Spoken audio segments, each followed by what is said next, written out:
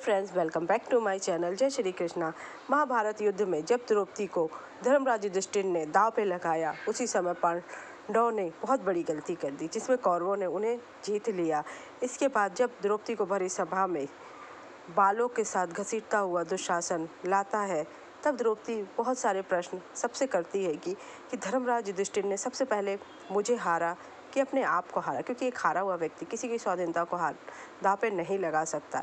मगर कोई उनके प्रश्नों का उत्तर नहीं देती। यहाँ तक कि विकर्ण भी अपने भाई को समझाने की कोशिश करता, विदुर जी भी समझाने की कोशिश करते, लेकिन कोई भी द्रौपदी की सहायता नहीं करता है। उसके बाद जब दुष्ट दुशासन द्रौपदी का चीरहरण करता है, तो भगवान श्री कृष्ण उसकी सहायता करते हैं। जब द्रौपदी का चीरहरण हो जाता है तो द्रौपदी को बहुत बुरा लगता है। द्रौपदी कौरव वंश को श्राप देने के लिए जैसे ही बोलती है, वैसे ही तुरंत गांधारी वहाँ आ जाती है और उन्हें रोक देती है कि पुत्री, श्राप ना देना, क्योंकि अगर एक सती ने श्राप दे दिया तो कल का सूर्योदय भी नहीं होगा। जब महाभारत युद्ध में द्रौपदी के चीरहरण दुसभा के समय गांधारी ने अपने पुत्रों, विशेषकर दुर्योधन और दुशासन की इस घोर अधर्म पर गहरा क्षोभ और क्रोध व्यक्त किया। उन्होंने धृतराष्ट्र से स्पष्ट कहा कि जिस वंश में कभी किसी दासी तक के वस्त्रों को हाथ नहीं लगाया गया, उसी में उनके पुत्रों ने कुलवधू द्रौपदी के साथ ऐसा दुस्साहस कैसे किया, और वो भी महाराज आपकी सभा में, और आपने इसे रोका नहीं। सभा में गांधारी द्वारा अपने पुत्रों को दिए गए उल्लाहना और प्रतिक्रिया करी। विदुर की चेतावनी का इसमें गांधारी ने दुर्योधन को फटकारते हुए कहा कि जब उनका जन्म हुआ था, तब महाज्ञानी विदुर ने भविष्यवाणी की थी कि यह बालक कुरुवंश के विनाश का कारण बनेगा और इसे मार देना ही उचित है, परंतु उस समय पुत्र मोह के कारण उन्होंने विदुर की बात नहीं मानी। गांधारी कहती, काश उस दिन हमने तुम्हारे काका श्री की बात मान ली होती, तो शायद आज ये भरत वंश के कुल पर ये कलंक ना लगा होता और ना मेरी कोख से ऐसा पुत्र पैदा हुआ होता। उन्होंने दुर्योधन को धिक्कारते हुए व्यंग्य किया कि तुम अपनी भाभी का तो वस्त्रहरण करवा चुके हो, अब अपने भाई से कहो कि वह भरी सभा में मेरा, तुम्हारी माता गांधारी का भी वस्त्रहरण करे। अपनी माता के इस कठोर शब्दों पर दुर्योधन लज्जित होकर सिर झुकाकर बैठ जाता है और दुर्योधन के मन में इस कृत्य के लिए कोई भी पश्चाताप नहीं रहता। गांधारी ने द्रौपदी को सांत्वना दी और कहा कि वह उसे अपनी पुत्री के समान मानती है। वे दोनों एक जैसी ही पीड़ा से गुजर रही हैं। गांधारी ने अत्यंत दुखी होकर कहा कि उनके वंश के अपमान का कारण उनकी ही क्रोध से ही जन्म लिया है।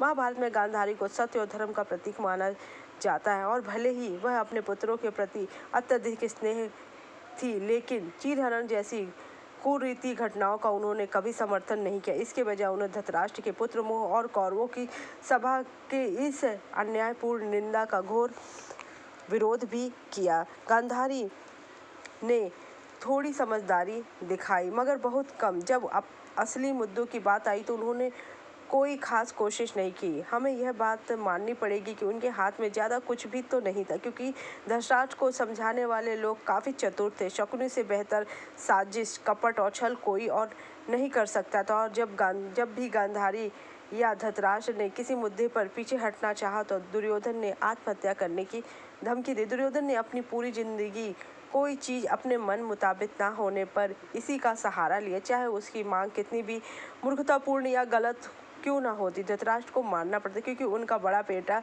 उनके लिए सब कुछ था। अगर वह आत्महत्या कर लेगा तो मैं कैसे जीऊँगा। कभी कभार गांधारी बीच में पड़ने की कोशिश भी कर लेती, मगर धृतराष्ट्र जब एक बार मन बना लेता या कुछ करने के लिए सोचता तो वह काम वह अवश्य करता। जब धृतराष्ट्र ने द्रौपदी को भरी सभा में नहीं बचाया, तब गांधारी ने कहा कि तुम्हें सोचना चाहिए कि एक कुलवधू के साथ कैसा व्यवहार करना चाहिए। गांधारी ने कहा कि तुम इनसे कहो कि द्रौपदी तुम्हें वर मांगे। तब धृतराष्ट्र कहता है, पुत्री, मैं आज तुमसे बहुत प्रसन्न हूँ, तुम चाहे तो जो भी वर मुझसे मांग लो। लेकिन धृतराष्ट्र की इन बातों से भी द्रौपदी के मन में बहुत ही गहरा आहत पहुँचता है।